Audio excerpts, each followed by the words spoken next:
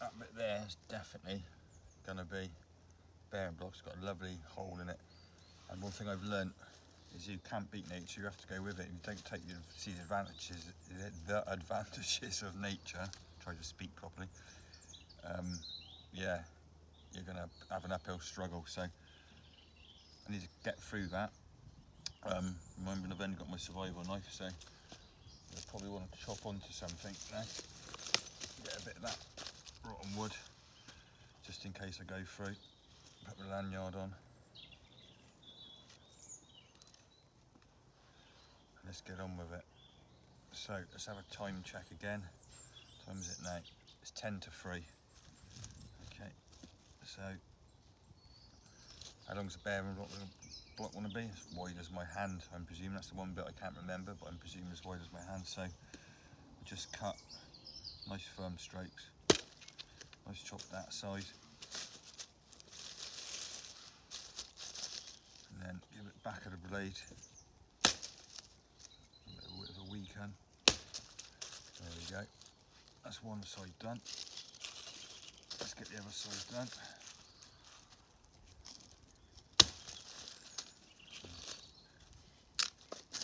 It's pretty right. I know, what was the other rule he taught me?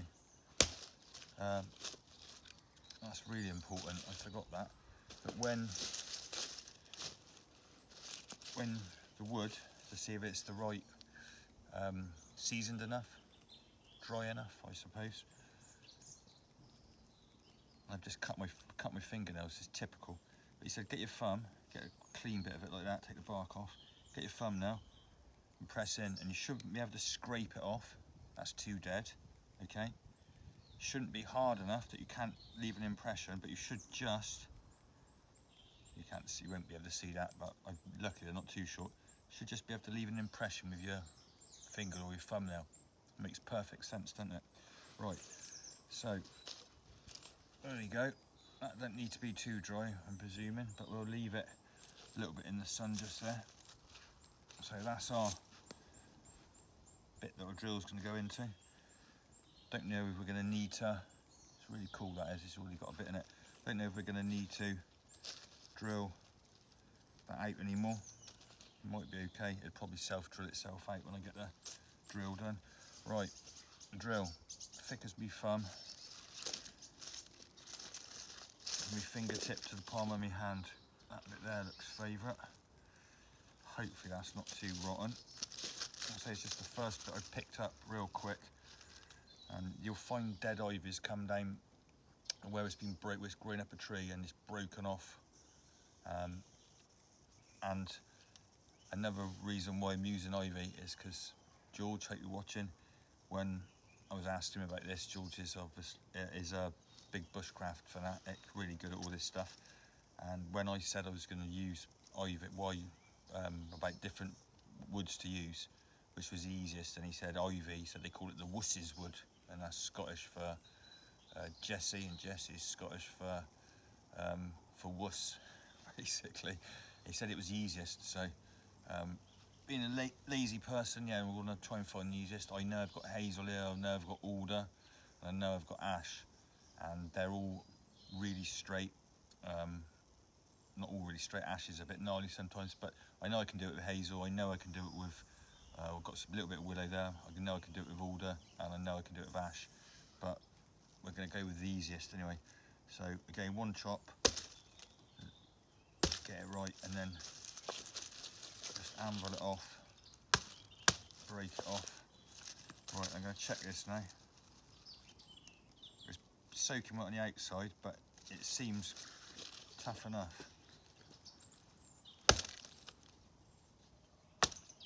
Ooh. See, that's how easy it is to get stuff to split off. Come on.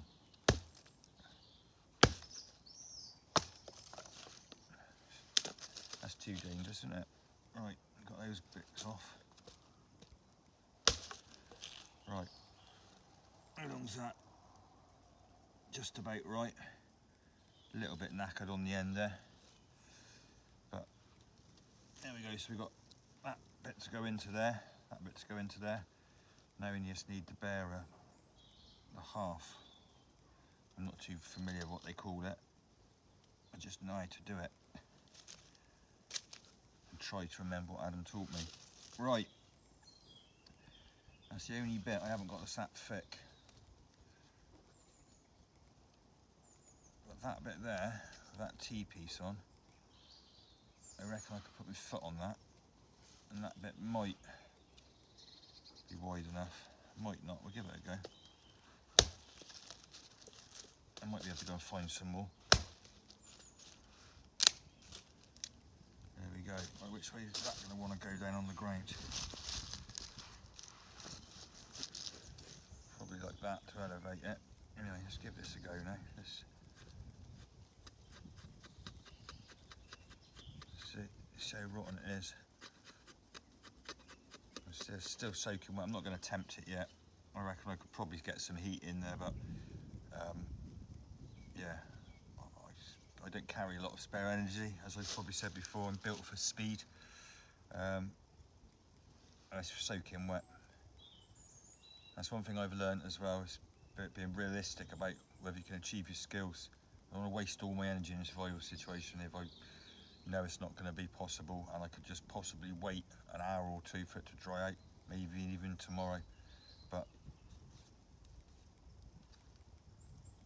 it's pretty dry in there actually.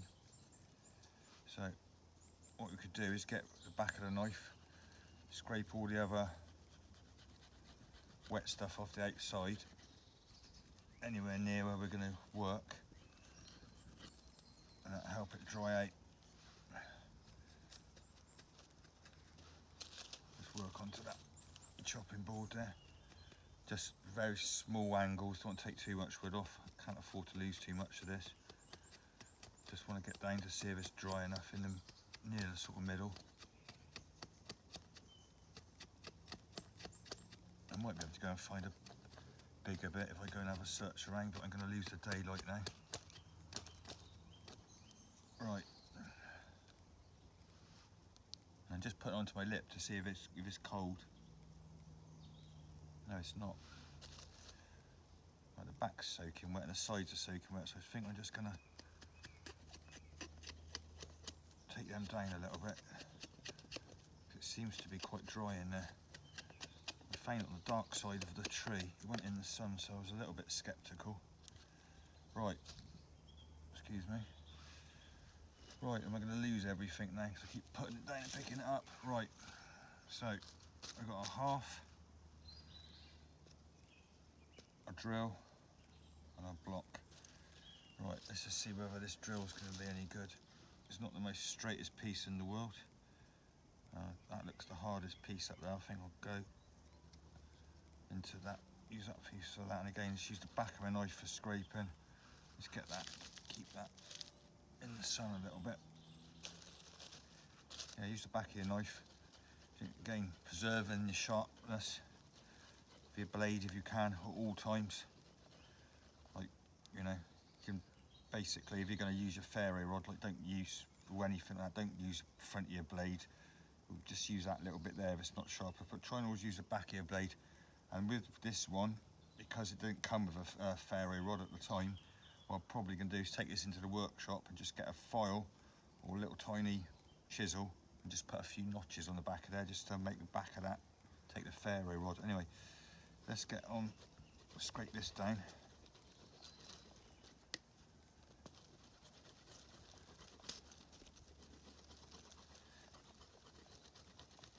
I'm sure this is a bit that some of these people who are clever at editing are speed up now, but as you know if you watch any of my videos, I can talk for the world. I'm one of those people, I don't read them right. I like visualising, making that into audio, especially for myself. And if I weren't talking to you now, I'd be talking to myself, making up little audio files that go along with the video. Right. And again, that's not too bad. So put your hand on the wet wood, or you get something that's a little bit damper, put it on your lip. Right. So, I don't think we're going to get any straighter than that. and that bit that's a bit knackered, I said on the front there, if I start to carve that off, I should be able to carve that off. So get yourself a little bit more comfortable for this. I'm going to sit with my bum resting on my heels, so I'm off the ground. I'm going to lock my arm in down there and then pull the stick backwards rather than doing this. That knife's really heavy, the stick's a lot lighter to move than the knife, okay? Remember, try to maintain energy at all times. Even if I put my hand down there, it's probably a little bit better. It's a lot more controlled than that, which is easy, and you can do that loads, but again, lots of energy, not in a survival situation. Try and limit your use of energy, like I said, and the risk. Right, I'm gonna just get down, put that, even though that's wet, that piece I'm going on to, it's a little bit rotten, I'm gonna get off of it in a minute. I'm just gonna get that knackered bit off the edge a minute, try and get it back to some reasonable sort of starting position, and then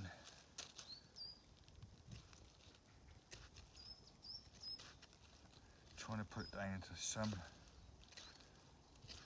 not a point, not like a needle point, and again it's hopefully, because again friction, it's gonna, the more area we've got, I'm presuming, not that I went to school, but I'm presuming the more surface area we've got, the more friction we're gonna get. It's gonna be relative, I suppose. But anyway, I've just got to get this to some, I think where it's not gonna dissolve as soon as I start drilling. Yeah, it's a little bit rotten there, in the middle. This is the point where people are watching and going, oh, he's making excuses already. He's making excuses in case he can't do it. If I can't do it, I can't do it. Luckily I've got my lighter and my fire still there. I've got two ways of making fire, but like I said to him on one of the challenges, don't ever presume that. So what we would have now, we had our survival kit there and our survival knife. Anyway, I've got my lighter, like I said, or my ferro rod. I could have a fire going, I'd be drying this now in anticipation of losing that fire still and losing that lighter. This is giving me something to do. I could be sat there now by my fire, doing this by the light of the fire. Hopefully I do this in the daylight so I don't have to use my knife at night, and drying this out. I could have this ready, dry, perfectly dry by my first fire, and know that it was going to work beforehand. And on the last challenge, if they'd have done that, it had been ready for them. And that, just what I'm doing now, this energy, there's a lot of energy going into making this kit. If I had it ready before I was knackered, I could probably stand a lot better chance. And it's all these points that really contribute to your success. Right, I want it a little bit sharp to start off with because I've got to make a hole, and after that it become perfectly blunt. Is that a saying, perfectly blunt? Maybe it is. Right, same on here, on the back side. Let's go down again because that's easy to do like that to get a lot of wood off. And again, just going to make it slightly tapered so it hopefully fits in that little perfectly as nature provided, that little piece.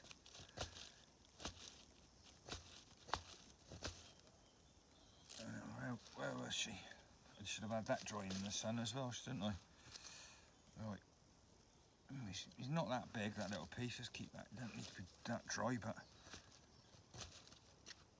anyway, I'm going to get up to here and do some more bigger strokes because I need to work this down. I'm going to lose the light in a minute.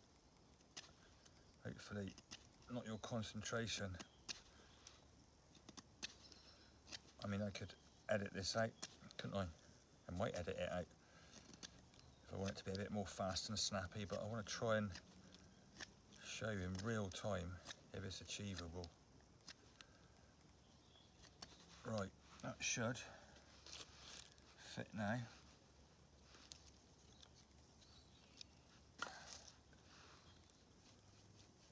Nicely in there.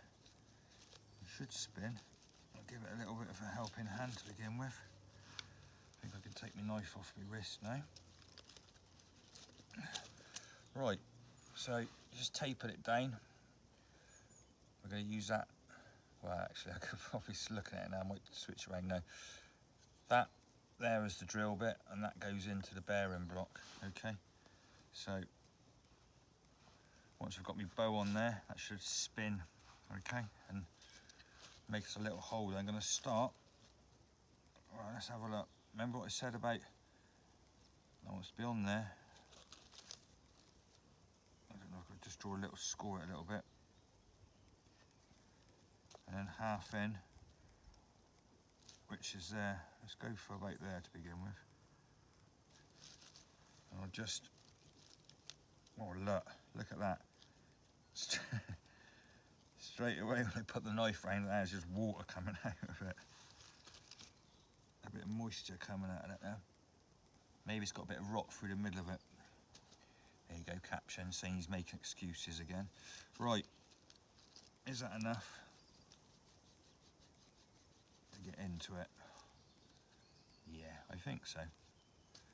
Hey, a bit rotten there. We got, oh, he's getting a bit too short now. But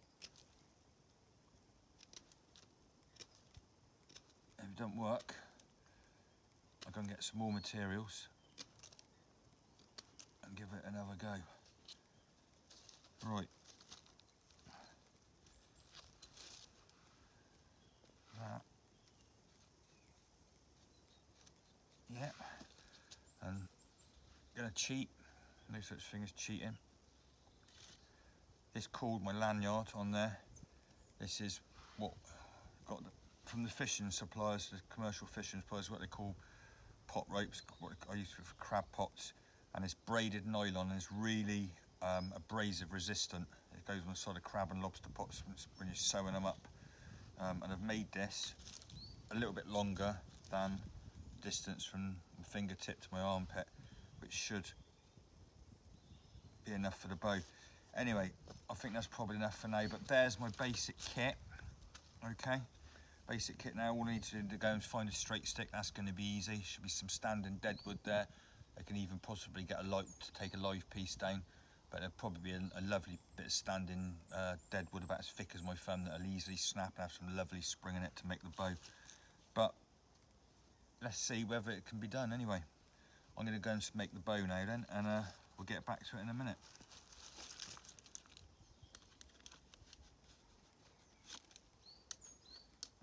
Never remember which way the round that ever goes. Seems to be stiff. Knock it, put anything down it, did I? There she goes. Right, let's go and make a bow.